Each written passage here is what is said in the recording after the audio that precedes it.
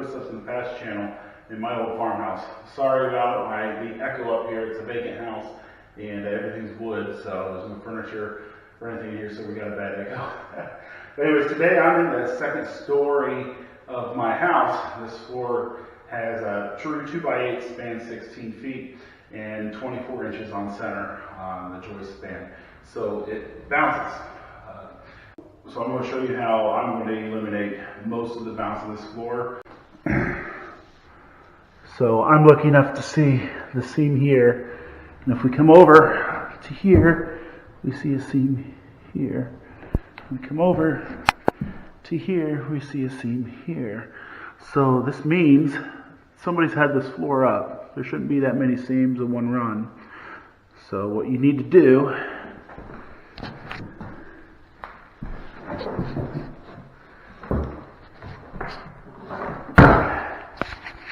take your tape saw here,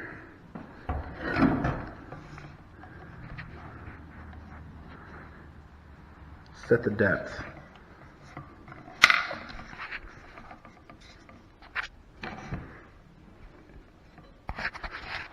So my subfloor is about 1 inch, so I'll set the saw at about 7/8 of an inch. That way we don't cut our joists. And we'll cut along that tongue and groove line there. So, all right, let's go.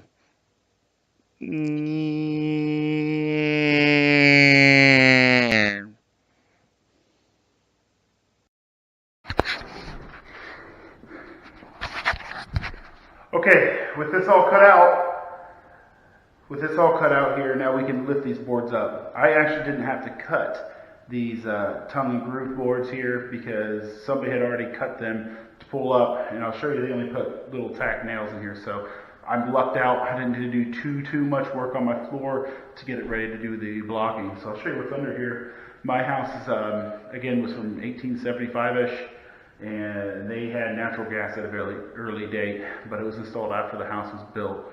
I don't know when the natural gas went in. I'm sure I could check the records, but it's had natural gas a long time, and it was plumbed in for gas fireplaces at every chimney, probably 4 or 5 chimneys, and we also had some gas lighting in here, which we removed, unhooked it all. So you'll see that I'll pop this floor up here.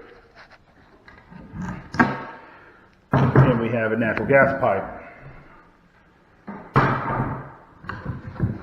which came over to here, came up, and it fed a gas fireplace. I've already unhooked the gas pipe, so now I'm just going to pop this floor up the rest of the way, and we'll get going on the blocking. Now, if you did your job right, you should be able to reuse these floorboards. And when we go to put the floor back down, we'll be able to nail those right back down. They'll be face nails, but you'll still be able to sand that out. You'll probably notice if you're refinishing your old floor that you're going to have a lot of face nails, because that's one way that they used to do it before they angled them down through the tongue and did it that way. So they angled down through the tongue and use flooring nails. So we'll go ahead and face nail these when we put them back on. And if you just cut out the tongue, you can see we can just put this right back where it was when we're all done, as long as we don't mess up anything. So I've already unhooked this. Okay, since the floor is up, we're ready to put in the blocking. First of all, I want to apologize for my camera and my angle. The tripod actually got left at home. So we'll go ahead and get this blocking in. So first thing we want to do is we'll measure out here. And we want this to be exact. So you can clearly see here, we'll measure up right to the stud of that guy right there, and come out here. And we'll just call this 21 3/4. Move the camera so I can see here. Yep, 21 3/4. And then also I want to show you, first I want to show you, I wish I could show you a better way of how much bounce is actually in this floor. We have these 2x8s, the true 2x8 spanned about 16 feet, almost 17 feet, spanned about 16 feet. Now the standard width of the for your joist is 1 to 1.5 times the length per width. So if these were a pine, which they're not, they're oak, so they can go a little further probably, and they're actually 2 inches by 8 inches, a big beefier board. But if you use the pine, about 7.5 by 1.5 inches, yellow pine. That's what you get nowadays. You call it a 2x8. They span 1 to 1.5 times the width. So we have an 8-inch board can span about 8 feet to 12 feet, depending on the load. This type of scenario probably about closer to the 10, 12 foot mark. But there's a few ways that we can resolve this issue. Again, already know I'm putting in blocking. I chose blocking because I don't want to put a beam, which we could put a beam underneath this into all the floor joists, have it rest dead center, and then my floor joist span goes from 16 feet to 8 feet. And that would be the best way, the ultimate way to do it. But I don't want to put that beam in the posts and the jacks downstairs. I have to mess with my staircase over here. And right underneath of me is actually our living room. So it'd be ugly. I don't want to do that.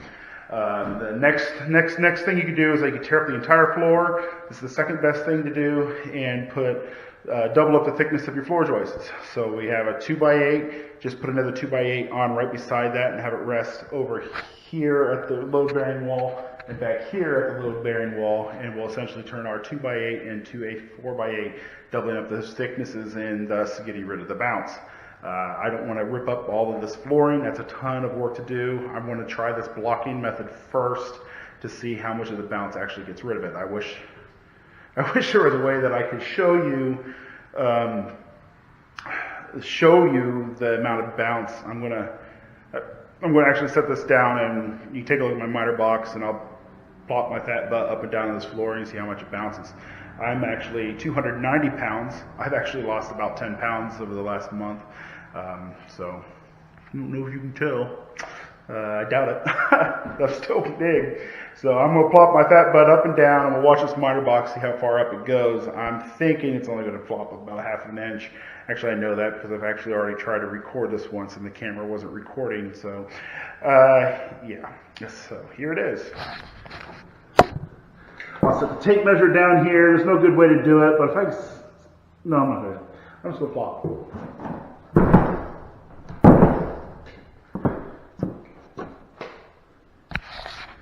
So I don't think it left the floor at all, but you can see how the arm bounced up and down. It's actually pretty significant. So if I get this blocking in, and it'll make all of my joists, instead of working like this, they'll tie them together so they all work together like this.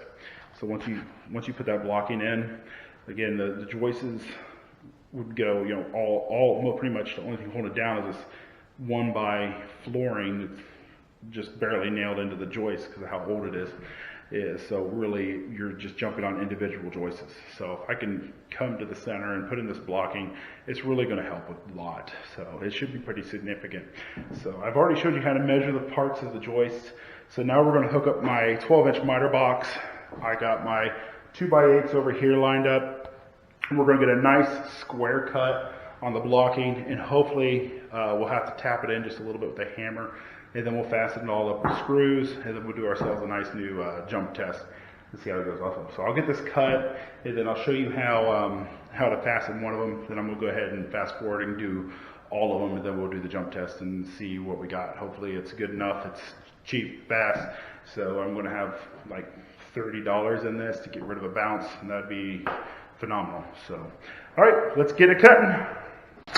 All right, guys, remind me, what measurement was that? I probably should have wrote it down. So the good old measure twice, cut once, not measure once, cut twice theory. Pretty sure it was 22 3/4, but I'm cut enough wrong things to know better than to trust my judgment. I probably should have wrote it down, but I was too busy trying to record this immature, crappy videos for you guys. These low quality, high budget films. So yeah, I would have cut it wrong. We're actually 21 3/4. And my mind was tricking me, telling me 22 3/4. So measure twice, cut once. Let's get this going.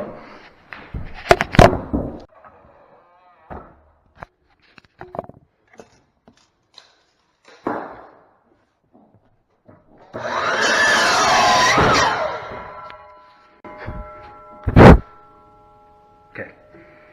So I know you guys are like, Jay, you're an idiot. You're going to cut through your measuring tape. Again, I don't have a pencil with me. I probably should. I'm doing carpentry work, but I can't ever seem to have a pencil.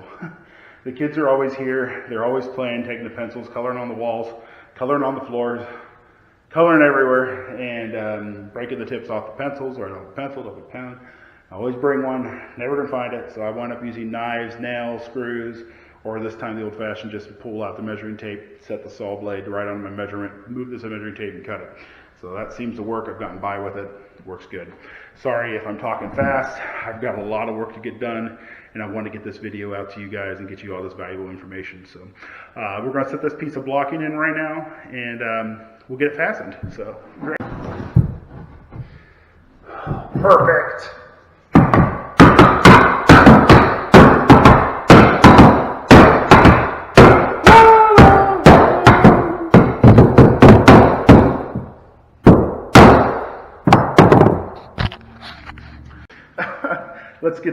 Let's get this mounted in. When you're mounting in your blocking, I always suggest to use screws. I've got my impact gun over there. It's kind of noisy, so I'll silence the video.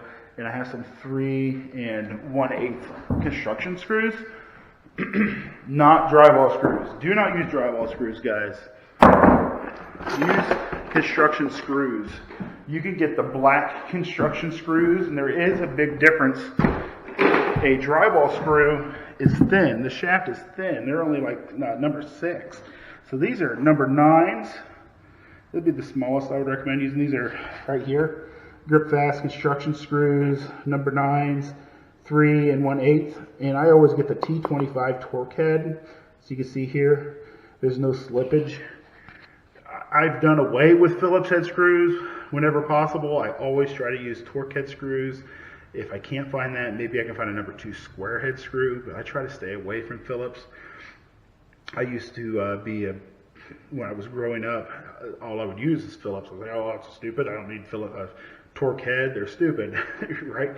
I'm a man. I can use Phillips and just push a little harder on my drill. But when I came into the back into the construction field, and they had 50 pounds of these things, I started using this. Man, I'm never going back to Phillips head screw. So, and I'm also never going to run screws with a drill. I'm always going to use my impact gun as another ego thing. Had my drill's good enough. Why buy the impact? Because, man, the impact makes a huge difference, guys. Huge difference. So, get yourself a good impact gun. Spend the extra, and these aren't even extra. I think this 25-pound pail here is like $39.99 or $49.99 at Menards. That is dirt cheap for good quality screws, guys. So get the screws. I bought 25 pounds. I've already used half of them in all of these videos that I've done. It's just get the T25s. You won't regret it. Trust me. And use an impact gun to run your screws. Just get an impact gun, bite the bullet, and get yourself the T25 screws. If you do this stuff, you'll be thanking me as soon as you start running them. So, all right. The blocking's in. If you saw, I had to tap it in with a hammer. Now I'm going to get my screws in here, right there. Boom, get my screws in. And you want to put a screw, 1 every 2 inches. So I'm going to put in 4 screws on this side. And then over here, I'm going to have to toenail them, unfortunately, but I'll still put in 4. So we'll get this, I'm going to bump that over so I can toenail a little better, and we'll get them in there. So let's get that bumped in.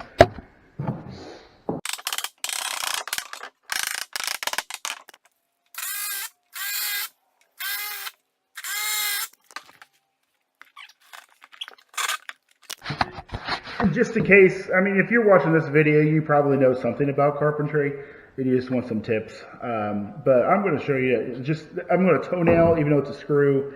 You're putting that screw in at an angle through the toe of the board. So that's toenailing. Just in case, I don't know the level of knowledge of this type of stuff with my subscribers. But since I'm new here. But anyways, here's the method here. So just about, what, an inch and a quarter up, since these are 3 inches, and we're going to put them in at an angle so they go into here like so.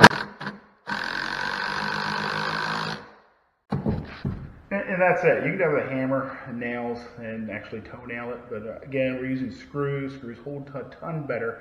And I'm also putting in solid blocking. If you notice, they have to be square, and it's solid blocking, not the X or the crisscross. That's okay, but solid blocking holds better. So really, this should make a bigger difference than if it had cross blocking, which I noticed here about a foot or two this away. They have cross blocking in here, so I'm hoping that this does as much as it should. It should. I mean, I put in some blocking. If it doesn't do as much as it should, I'll just go down another 4 or 5 feet. I'll cut out another floorboard, and guess what? I'm going to put blocking all the way across until I am happy with how this is moving along. So I'm going to go ahead and finish toenailing this up. I'm going to turn off the camera. I might leave it running in case I do something stupid, and you guys can watch that and make fun of me. That'd be wonderful, right? And we'll put in 1, 2, 3, 4, 5, 6 pieces of blocking. Then we'll do our jump test. That'll be fun. Watch me jump up and down again. That'll be awesome. So, all right, let's get this toenailed.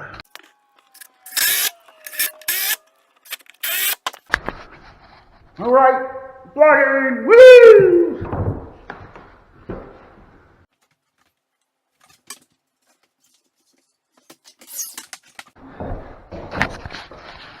Okay, now a very important part that I'm doing is we're going to stagger the blocking. So we'll put this piece in here. Man, it's like perfect. Can't believe I did something right. Awesome. But anyways, I'll show you a stagger. So I'm going to put this piece in here, and then we have this piece here. So we'll be able to put our screws in right here, and then our screws in here, and then this next piece, I'll put them back here again. So I'm actually going to slide this over a little bit, so I can actually get my drill in here, get my screws in. So we'll put this in, the screws, that'll be tight. We'll put this piece in, staggered over this way, and then this one here, and then the next one in this pocket, and then we'll go back and forth like this, all the way over to there. So we'll get this in, see if it made a difference. Because I really don't know. I know from my experience it makes a difference, but I really don't know if it's going to make enough difference. So,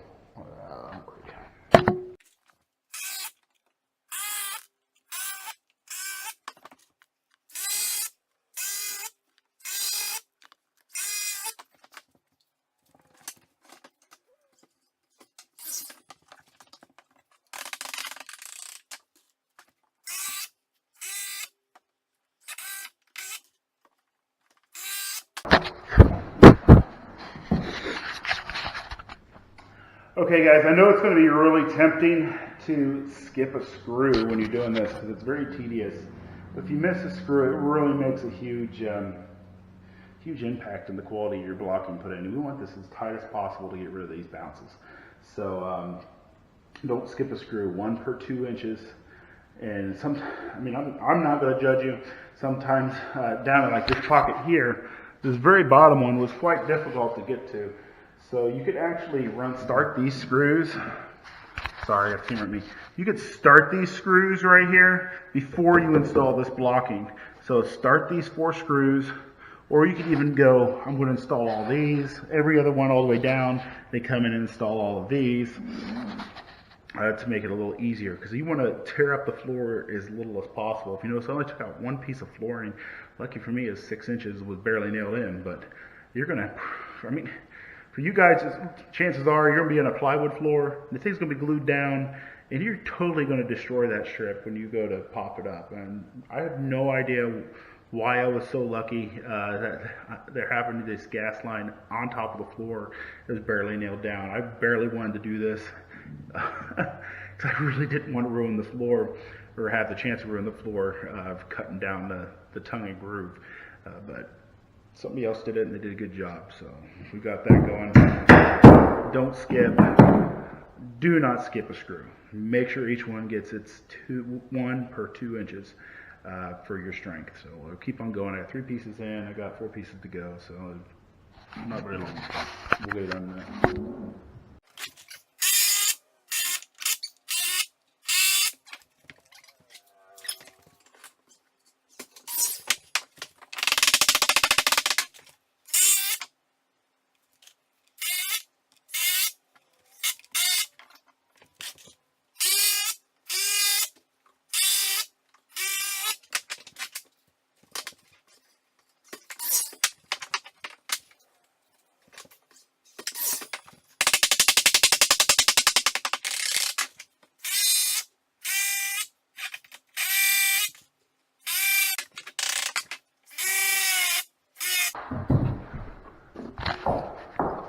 Alright guys, this brings me to, I'm using the battery tools.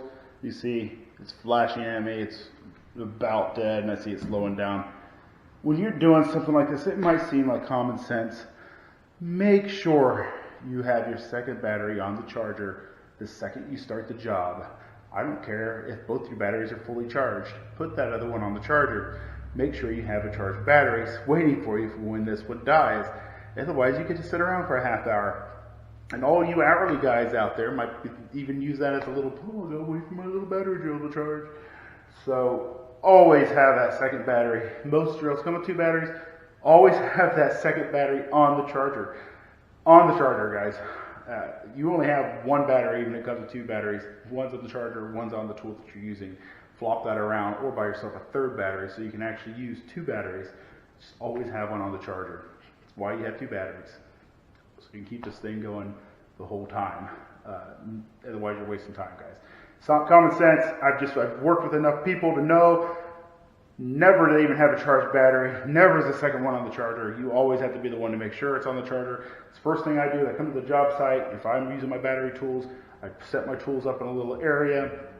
I plug in the charger and I put my most dead battery on the charger. The other one goes on the tool, even if it's only 50% from sitting around.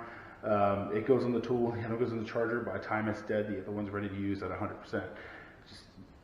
Just if this is the only thing you get from it, always put that other battery on the charger. If that's the only thing you get from my bouncy floor thing, it frustrates me so enough from working with other people that I'm going to tell you guys this. So get that other battery on the charger the second you get to the job site. And even if you got it on the battery, left it at the job site, get the one on the drill, get it on the charger, and take the one that's 100%. Just always keep a battery on that charger. Grr, makes me so mad. People don't do that. See, look, I practice what I preach. I've worked with guys that have 6 batteries. Sorry I'm so preaching on this, but it's that frustrating. That's people that have 6 batteries. Hey, let's put one on the charger. Nah, I got 6 batteries. It's like, okay, start working with the 1 battery in there. What they don't know is the 1 battery on their drill is half charged. They got 1 charged battery and 4 dead batteries. You get there working, 45 minutes into the job, all the batteries are dead because they were too arrogant to put one on the charger, even after my recommendation. Just put one on the charger. All right, thanks, guys. Let's finish this up. Almost done.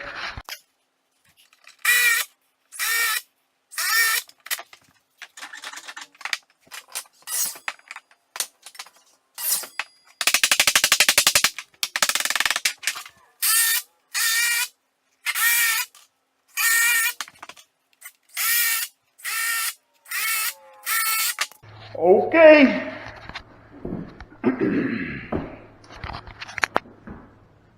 Blocking. Every other. Staggered. All the way down. Feels a little better. Probably need to do a little more blocking, but this is how I'm going to do it. I'm just come down another. We have from here to here is the halfway mark between the whole wall, or just about. So I'm going to go halfway from here to there, so about in here, and we'll do the same thing, except I'm not going to be so lucky. I'll probably cut this board up here. I'm not going to be so lucky because the gas pipe only ran down the center. So let's go ahead and do a bounce test, just with this half of this blocking, so you guys can get an idea of what that looks like. Let's get my miter box. Lock my miter box back down. Get this crap out of the way. Fat butt.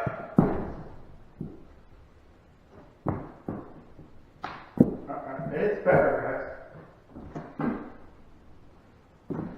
Wow.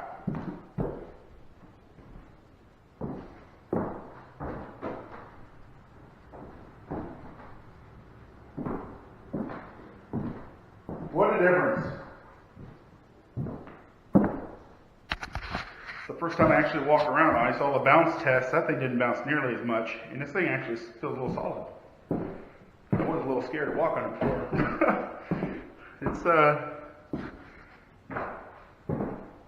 This dude's pretty solid. I think I'm going to be happy. I'm not going to do that other one. My house, I can do what I want. So,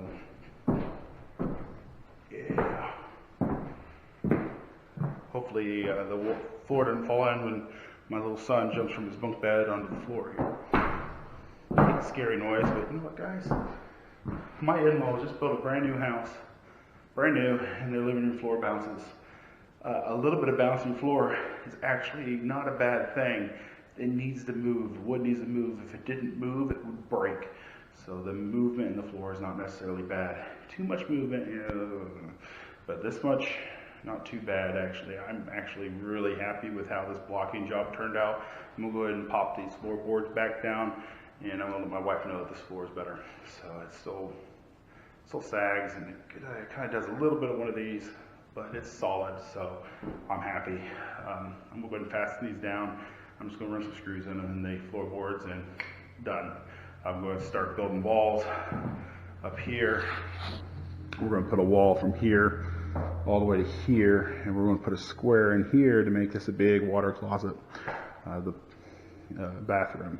So I'm going to build a hallway so we don't have to walk through this bedroom to get into this bedroom with all my daughter's little pet shops over there.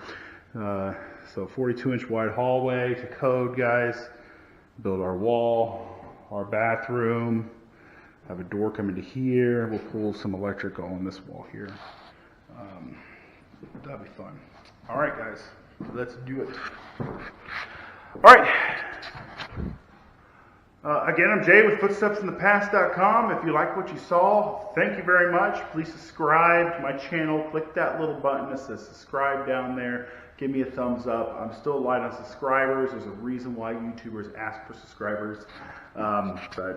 Subscribe. Make sure you give me a thumbs up, comment. Let me know if you think I did.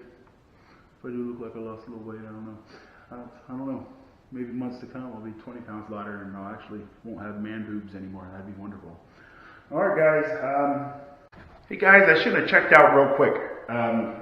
I want to show you a finished shot of the floor. I mean, I showed you it's my fat butt jumping up and down, considerably a lot less bouncy, but here is the finished product. I use my screws to do the face nail. We're going to actually sand these floors down. I'm just going to put a big area rug in here. I love these old style floors, and they could be a little rugged. Sorry I'm not looking directly at the camera. I'm always looking at the job site. This YouTube thing is kind of new to me, so I'm always looking at the job site and admiring the work when I'm recording myself, and what I need to do next. So I want to go ahead and show you this floor and what we got to do here, or not do, but how it looks. So you can see you put it right back. You can't really tell where it was. I got to clean up my mess still. You see these bright brass things, they shimmer. Those are my screw heads. But once those get dirty and rusty and nasty, it'll sand this whole thing up, stain it, put down an area rug. The area rug really do the trick. You're barely going to be able to tell we did anything, so I'm actually real happy with the results again. So again, jay@footstepsinthepast.com. Thanks for stopping by our farmhouse. Whatever, I signed off earlier. You guys got it.